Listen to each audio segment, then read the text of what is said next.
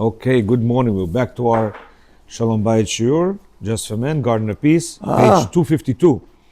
Page 252, just before we start. It's 9 o'clock, I said. very important, so very important to stick to the game plan. See, if we are on a team, whatever Yeah. sports or whatever it is, Somebody get- business endeavors, whatever it is, if we don't stay on the game plan, we're not going to be able to succeed. Yeah, if you Come right now. are not gonna, if You have you're 2 not gonna minutes to follow, sit over here. Bye. If you're not gonna follow the game plan, you're not gonna succeed. It's not gonna work, and it's not following it for 2, 3, 4 weeks, 5 weeks, and then saying, okay, I can relax. It's very important that this has to be a new lifestyle. Yeah, you know it works. You know, you have to go full speed ahead and continue with the plan. It's important to listen to the. If you cannot read, a lot of people, I don't have time to read. Okay, you're traveling from place to place. It's important to listen to the shiur, and you know what? To the same shiur. You know, start over again. There's over 100 of them. Start over again. Why? Because we tend to get lax. Why am I saying that? Is because I've been getting texts from ladies who, you know, who the relationship is improved, and I ask, how's everything? Baruch Hashem, everything's good, but you know, he said to me this, and I was disappointed at this. Baruch Hashem, she's saying the relationship is good, because before she was like, it's terrible. Yeah, but what happens is we get lax and we start to do this whole slowly of the, you know, of the negative comments again. Yeah, it's so, how do you explain it? It's so hidden. A lot of people, I don't say negative comments. Yeah, so I give you an example. The wife ordered some, I don't know, you know, what are those things that makes almond milk, pistachio milk, this kind of milk, yeah? You buy the almonds, you put in this machine, you soak it in the water, this one. So like an idiot, I tell her, what do you need this for? You know? Like, Don't say. yeah, because again, I know because she bought me for this and that and whatever, you know? So thinking my son was there and he's doing one of these. You what? Yeah, my married son was there because he had to drop something off. You know, I'm sitting. So from a distance, I go, you know, close your mouth, let it be. Don't let it. To save the day. She tells him, no, it's natural. So he's like, no, there's, you know, almond milk, whatever, with 3 ingredients: water, almonds, and a little bit salt, you know. So he, you know, whatever. So I said, okay, I shut my mouth and what's it? See, we don't understand that that's a negative comment. What, to tell her that she already bought 4 machines and they're standing over there doing nothing because she thought it was going to be good? Or you trying to save her money? Keep your mouth shut. Just go along with the flow of, you know, staying on the game plan. Because if we don't stay on the game plan, slowly it comes back and we're back into the situation we are in. You understand? So we went off here. We said that a husband should never give his wife the feeling that what? That he is incapable of making a living. Remember we said, the whole thing is your responsibility. Don't put any burden on her. If she's helping, okay, she's helping. But to give her a burden, listen, you need to pay, you need to go, we need to do mortgage, light bill, this bill, that bill. It's none of her business. That's your business, my friend. And he says, even if you're a rabbinical student, Rabbi Ben Zion Abba Shaul said what? She can't do it anymore? Get up, put your books away, and start working. So speaking about this, who's supposed to pay bills in the family? No, I mean, the money he gives. If she wants to do the bills, okay, no problem. You know, sometimes she wants to do bills in order to keep on top of everything being paid. No problem. Is this a good thing? It's okay if she wants to, but to put it on her shoulders and say this is what you gotta do, you know, that's he says don't do that. The Shevet Musar writes, don't mention anything to your family about your financial straits, for they can't support you. A wife doesn't have the emotional and spiritual wherewithal to cope with her husband's financial problems, since it's not her responsibility to make a living. Since income is a husband's concern, he should listen to her complaints, for it's his job to support her and not the other way around. She's complaining, listen to her. Okay, yes, my love, absolutely, yes, yes, yes. We, 20 minutes, this is not we need this, we need that, I need new shades, I need that, I need to, you know. He says in Hebrew, to marry and to carry is the same word. It says laset, right? When a husband marries a wife, it's his job to carry the wife. Yeah, Which very means good. which means making a living and supporting her. And on that we could add to carry her in her emotional endeavors. You hear? You have to carry her in every single way. Our sages say a man marries, it's a play on words, and carries a woman, and not the other way around. Oh, beautiful. Imagine, he says, a man carries the woman. What men want? Men want the woman to carry the man. Yeah? Why can't she help? Why can't she say thank you? Why can't she emotionally support me? Why can't she? Ibi Johnny man, are you the man or not? You know, who brings her, in the goish, through the threshold? You pick her up, you bring her into the house. She doesn't pick you up and bring you to the house. Can you imagine that scene? That's not. She, okay, you ready? Pick it up, you know? That's it. That's it. Rabbi loved it. I'll be like, I see the rabbi didn't read the book. No, I'm just kidding. No, so you forget these things, yeah? So it says, yeah, good. When a husband burdens his wife with financial woes, in addition to the problems already at hand, he says, you already have big problems. Now you're going to put the financial problems on her? He'll have to contend with his wife's anger, complaints, and frustration, making his dilemma all the more worse. Yeah? Her having to contend with financial problems breaks her and saddens her to the end.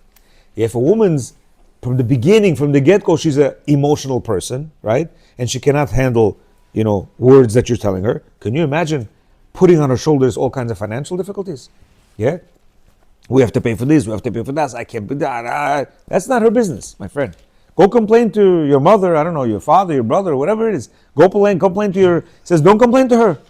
As for money management, a husband has three alternatives. One, Anna, your question. One, he can manage the money. Two, they manage the money together. Three, he lets her manage the money. Anna, you knew this was coming? Okay, you asked this, yeah? So he says, no problem. You want her to manage, she wants to manage, you tell, okay, you manage the money, but you bring it to her. Yeah, she'll write out the bills, whatever it is. He says the first two alternatives often lead to bickering and disagreement. Interesting. He manages the money or they manage the money, he says it comes arguments. Since the husband oversees since the husband oversees and frequently criticizes his wife's expenditures. Why do we have $9,000 bill now? Why did you buy this? Why did you buy that? He says that's going to be a problem. You give her the money, let her pay the bills, let her manage. Also, if anything is lacking, then his wife blames the husband. But when the husband gives free financial rein to his wife, he wins 4 times over. First, he shows her that he trusts her, and he gives her a wonderful feeling of security. Second, she has no complaints that he's holding back anything from her. Third, if his income is limited, she'll readily be more understanding of their situation. And fourth, they'll save the wear and tear of arguments about the money. Yeah, since she's handling everything, I need a vacation. No problem. You're the financial manager in our house. See if there's budget there. No budget. Okay, we'll make the budget. But for now, you see the finances. Yeah, we need a new house. Absolutely, let's do it. What's the money in our budget? You're the financial manager. I don't see any money. Okay, Bezat Hashem, we're going to work on it, the wife says, I feel very comfortable when you manage. Oh, very good. Yeah, it's okay, good. See, a lot of times, yeah.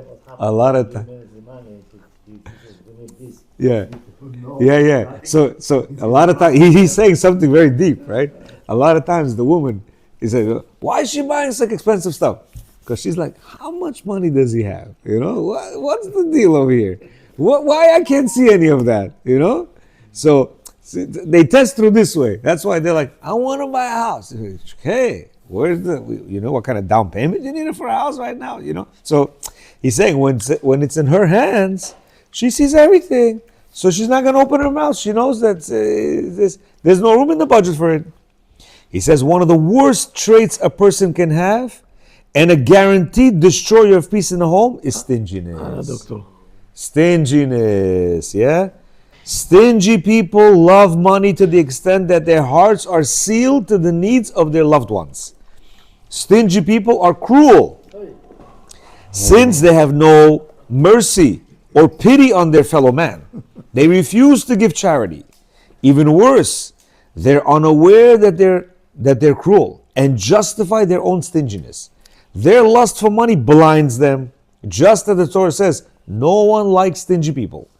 The disdain that most folks have for stingy people certainly doesn't add blessing to a stingy person's life. Yeah, he says a person who's very stingy with his wife, yeah, he's going to make all the justifications of these, that.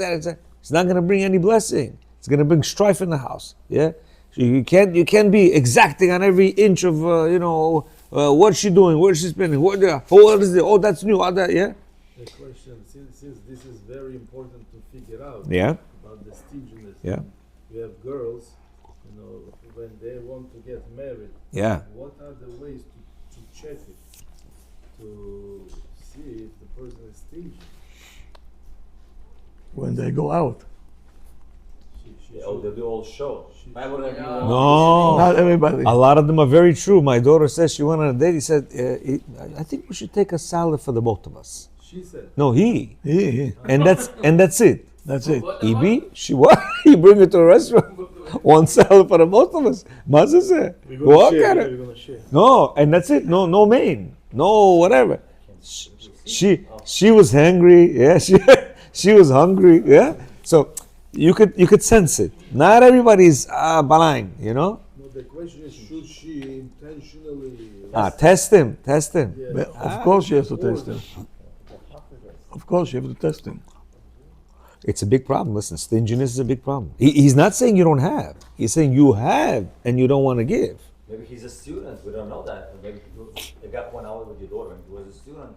He's tight with money. Student? No, he wasn't a student. He was a regular guy driving Even if BMW you a student, with his own BMW. Yeah, you have to do everything, because exactly. Students have the parents' credit card. Unlimited should be. Why? Where are you going? Where are you headed? Where are you headed? You're getting married right now. You know how many expenses they're going to be. She's going to need this. That. So then you're not ready to get married. You know what I'm saying? He says, stinginess is a gross exhibition of lack of emunah. Since the stingy person trusts no one but himself, this type of heresy manifests itself in two ways. First, when a stingy person has money, he thinks that the money he acquired is by his own prowess, meaning his own strength. That's why he thinks that the money is his alone, and he therefore wants to keep it for himself. He doesn't realize that Hashem gave him the money, and not only for himself, but for his dependents as well.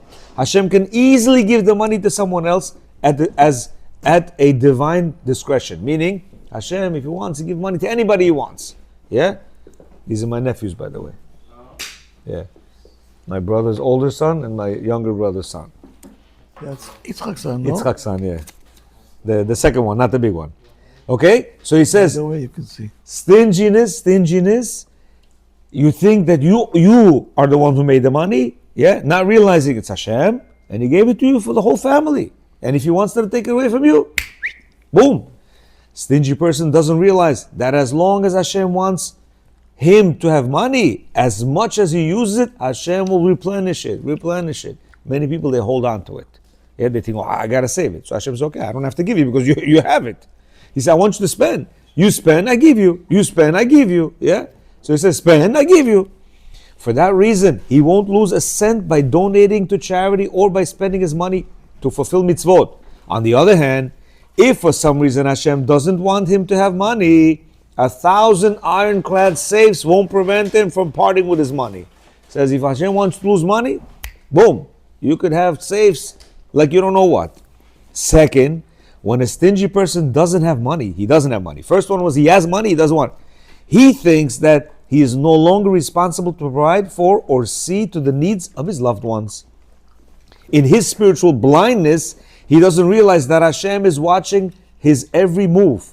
Since Hashem runs the world in a measure for measure fashion, he repays generosity with generosity.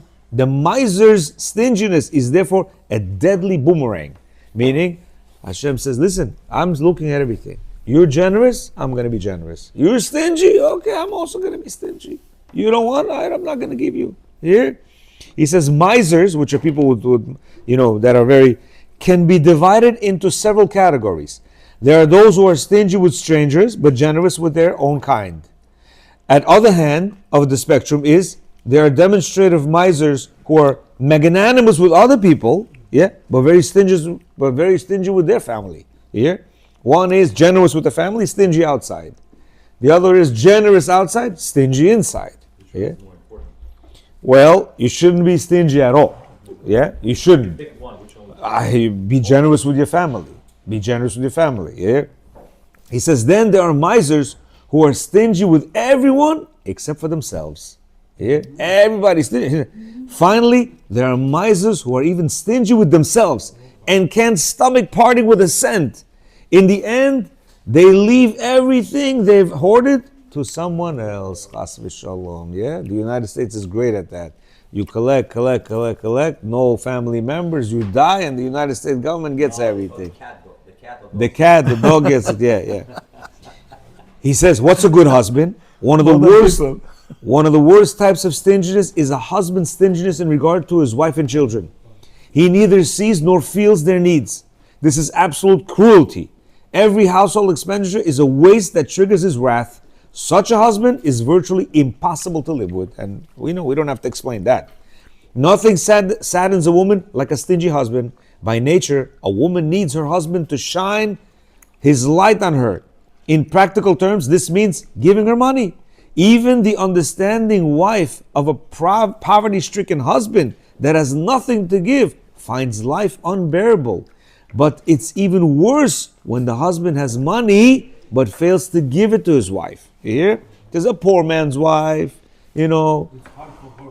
It's hard for her. But when you have money and you're stingy, a husband's magnanimous attitude towards outsiders but stinginess with his wife is like bitter living death for her. She doesn't look at it as good at all. It's very bad for her.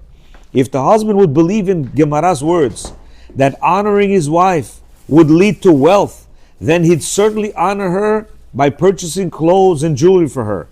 The better she feels, the more her soul shines. The more her soul shines, the bigger the blessing of abundance that he reaps. Rather than being angry at her for spending money, since anger destroys income, he should be happy that she's happy and therefore let her spend the money on what she needs. By honoring her, he'll see enhanced blessing of income. Nobody tell you before? Why not? Now you know. The Gemara gives solid advice to a husband. Two things I tell you. Two things. Once I sent a person to jail. Oh, You send somebody to jail? I told his wife to call the police. oh. I can believe it. Why did I do it? I know them. Baruch Hashem is very well off. So he told his wife to shut off the light in one room.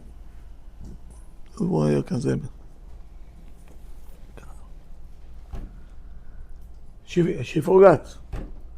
He came back home.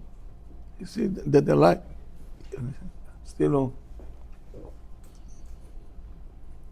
He started to eat her. Yeah. Is that? That's how you do it. Iron fist. Iron fist.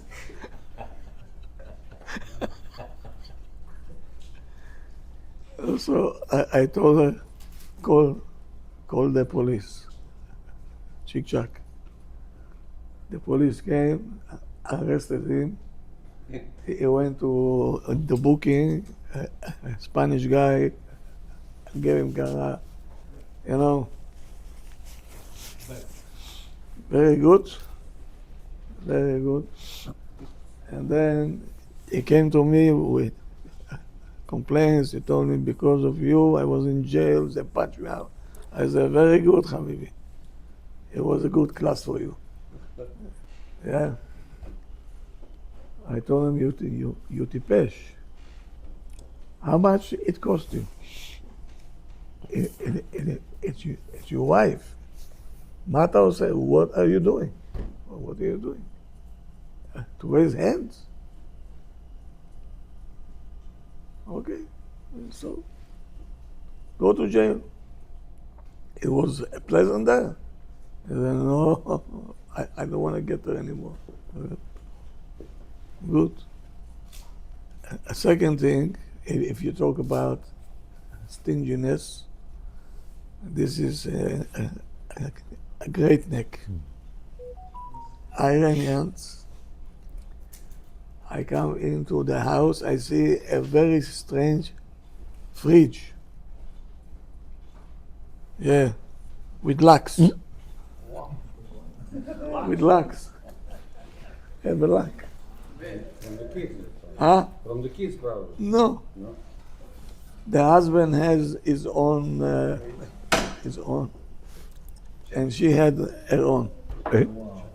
Fridges? Yeah, Okay.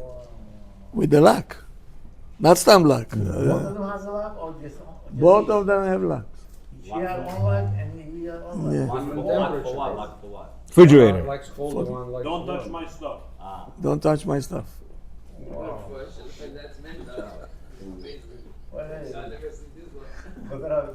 That's how far it goes.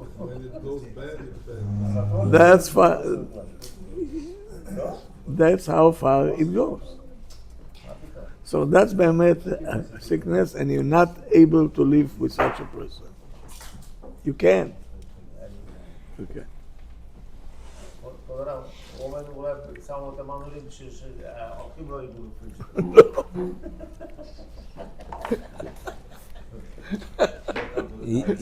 He says over here, the Gemara gives solid advice to a husband. Tractate Chulin, page 84. Says a man should always eat and drink below his means, dress according to his means, and honor his wife beyond his means. Yeah? Marriage is one of the only mitzvot in the Torah that requires a person to spend more than he can afford. Interesting. Our sages emphasize how considerate Hashem is of what he earned. Hashem limits us in the amount we are allowed to spend, even on such lofty mitzvot as charity, no more than 20%. Yet, when it comes to our wives, we're required to spend more than we can afford. This shows how important it is to Hashem that we honor our wives. Interesting, huh?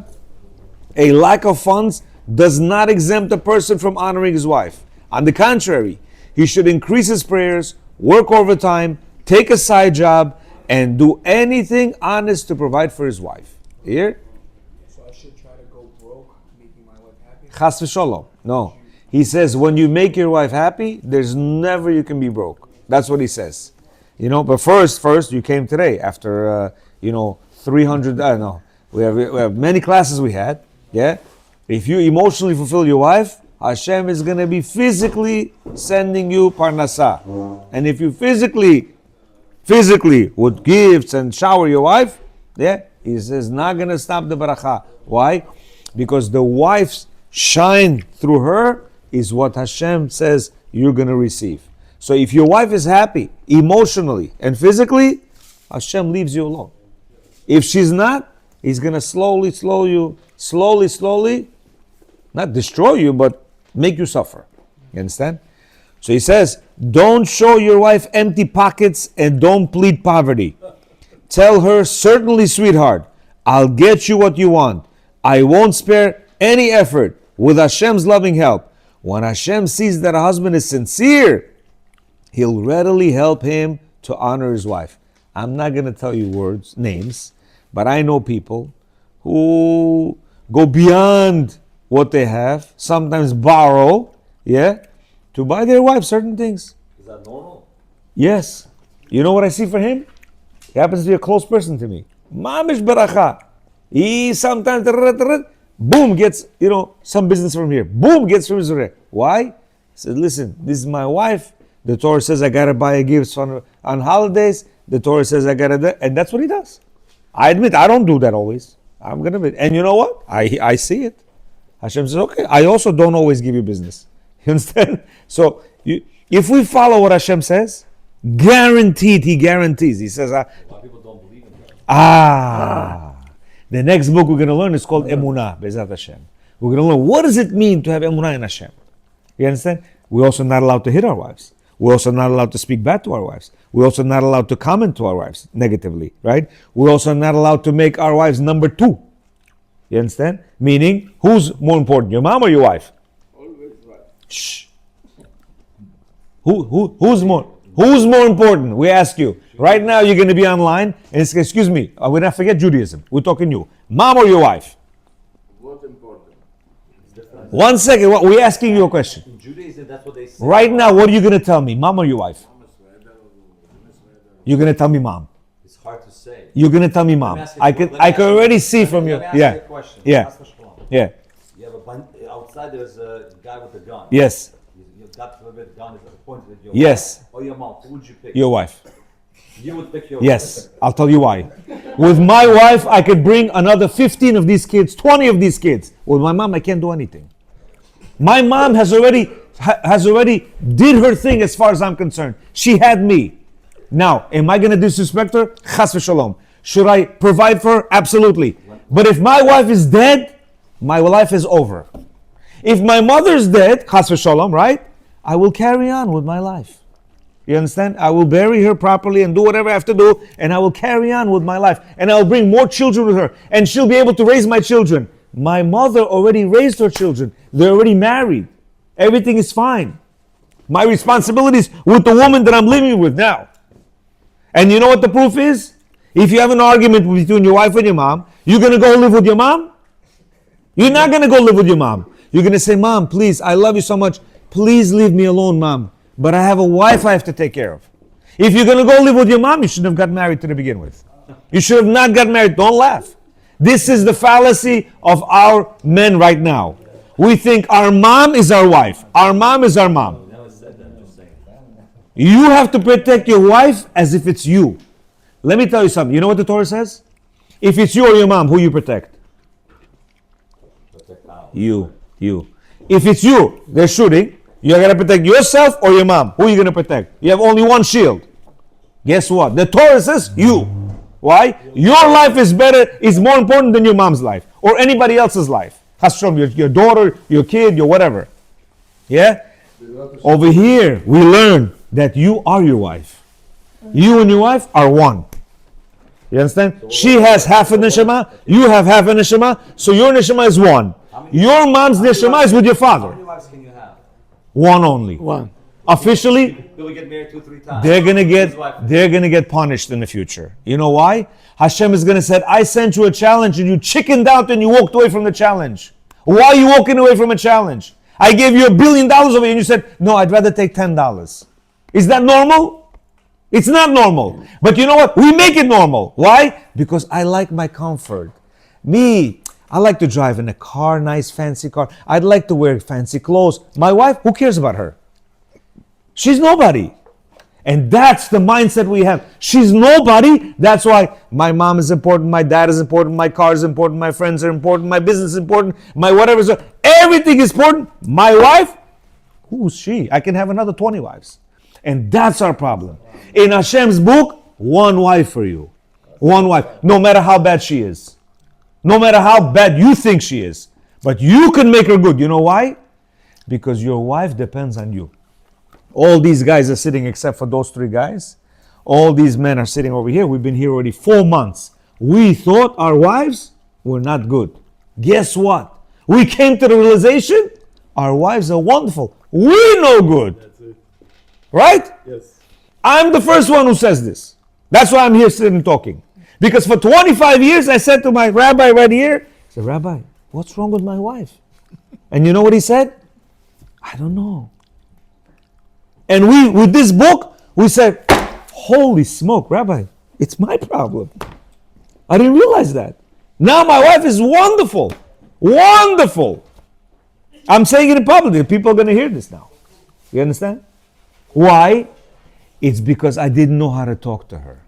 You understand? Right now, if you put in your car water, is it gonna go? Gold, liquid gold, is it gonna go? You know, milk, is it gonna go? Honey, is it gonna go?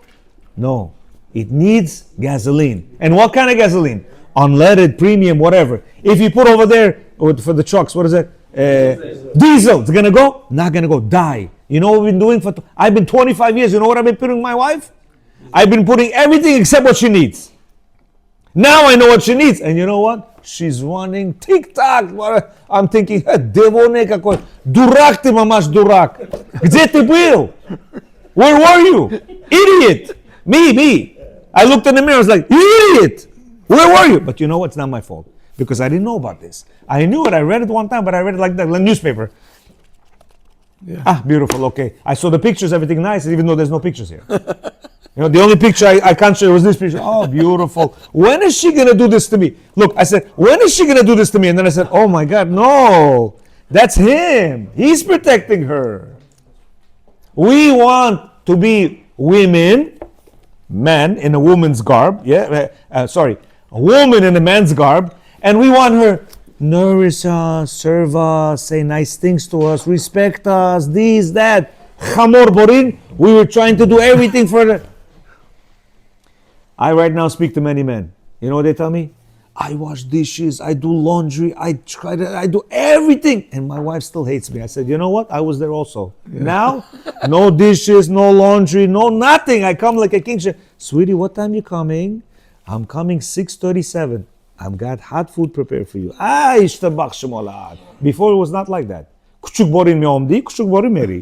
You understand? Like a dog you come, like a dog you leave. Why? Who are you? You treat me like a dog, I'm going to treat you like a dog as well. You understand? But when you know how to listen, you have a business? How do you talk to your employees? You come like a madman? You have no employees. You come, you know, they're valuable people. They're making you money.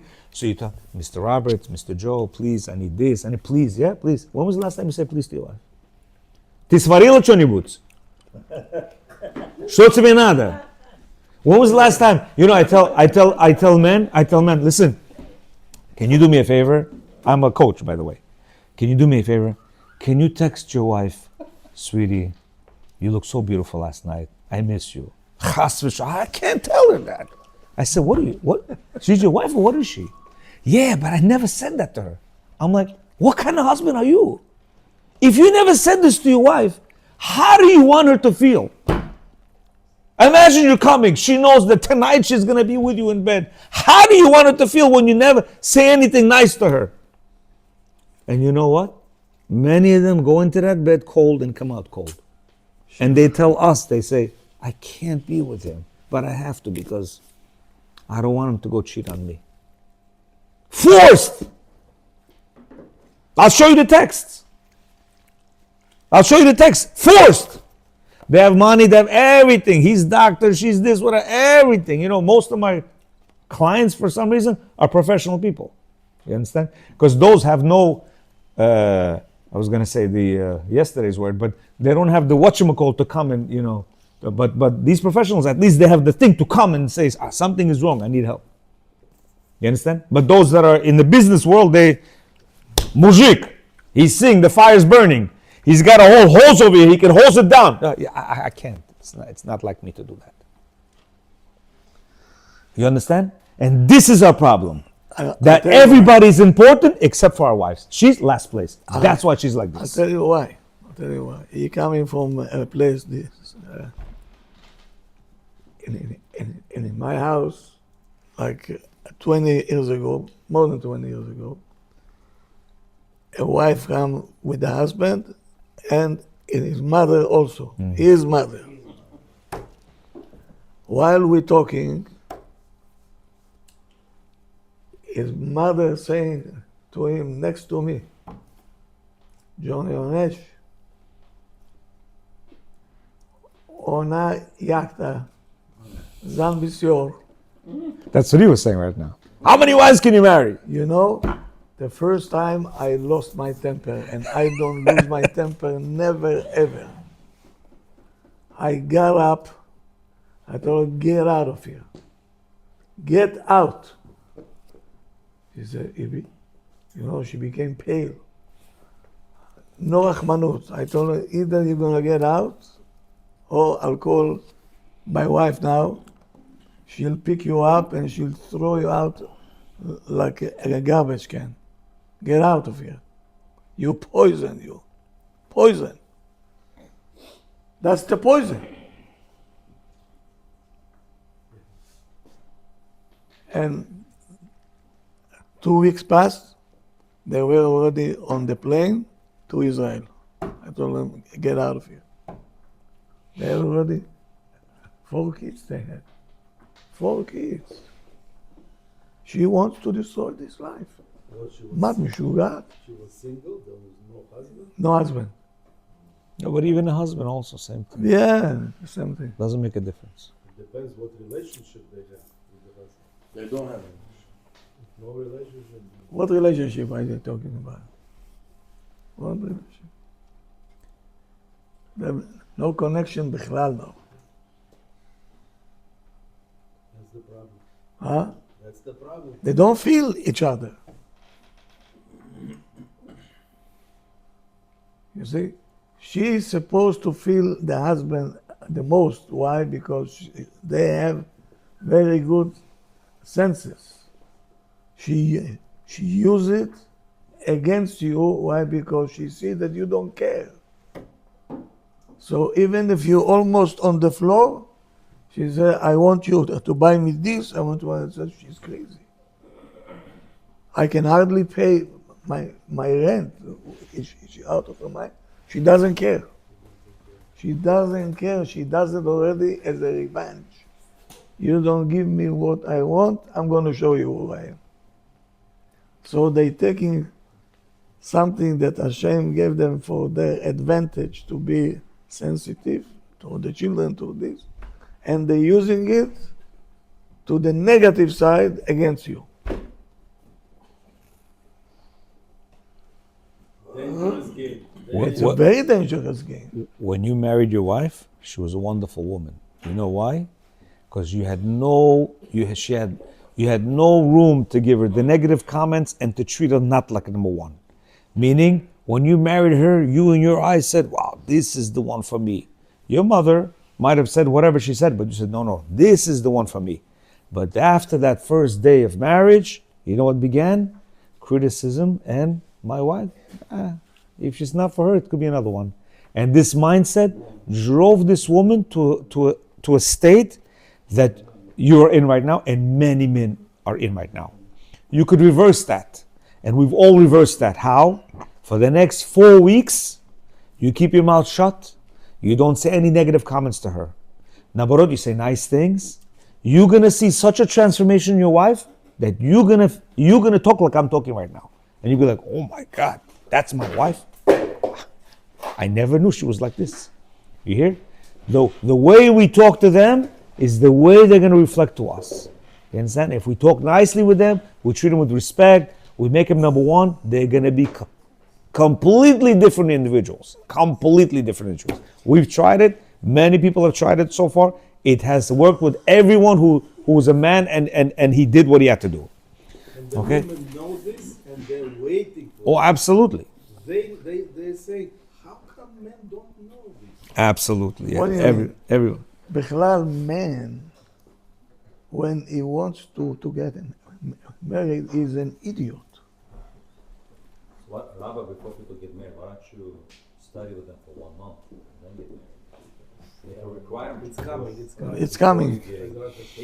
You bring them here, he's going to teach. Here, Baruch Hashem, we have single guys over here. They see. We train you. באמת, for...